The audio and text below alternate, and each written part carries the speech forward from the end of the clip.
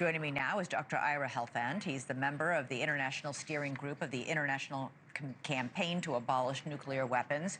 It won the Nobel Peace Prize in 2017. He's also the co-author of Back From the Brink campaign. Great to have you here. So, Pakistan's nuclear program has long been seen as aimed at India, with whom it's fought 3 major wars in the recent decades. Why would Pakistan need long-range missiles, if not to attack the United States? Elizabeth, I don't know, and I think none of us know, why does the United States need 5,000 nuclear warheads when we know that 250 to 300 would totally destroy Russia or China? There's a lot of irrationality in the things that people do with regards to their nuclear arsenals. I think the really important point here is that while it would be very regrettable if Pakistan does develop a continental ballistic missile, this is just a small part of a much larger problem. All 9 of the countries that have nuclear weapons are rapidly enhancing and in some cases enlarging their nuclear arsenals and the delivery systems to deliver these weapons to their targets. And it's all very destabilizing and it's all very dangerous. Yeah. Hey, doctor, just super quick, if you can maybe get closer to your computer. We're having a tiny bit of trouble hearing you. Great. Okay, maybe that'll help having you closer.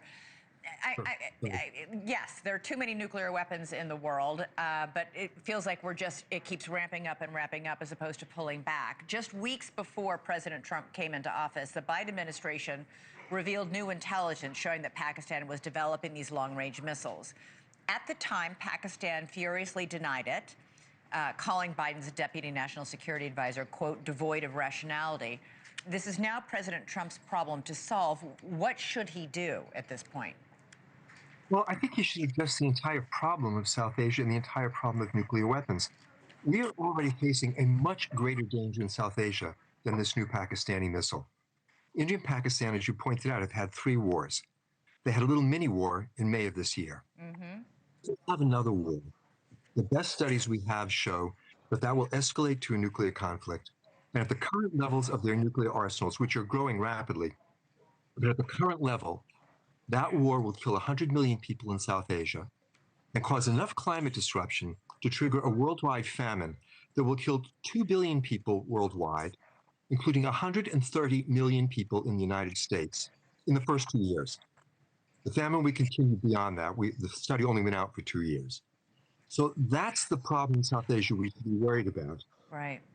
To deal with that, we need to deal with the entire problem of nuclear weapons in the world. We need a fundamentally different nuclear policy. The leaders of the nuclear armed states need to sit down and work out the details of an arrangement to eliminate their nuclear arsenals. It's the only way we're going to be safe. Do you think that'll happen, doctor? I hope it will. We have seen similar things happen. In the 1980s, the United States and the Soviet Union were at each other's throats. In 1983, the US put Pershing missiles in Germany with a stated aim of being able to fight and win a nuclear war in Europe.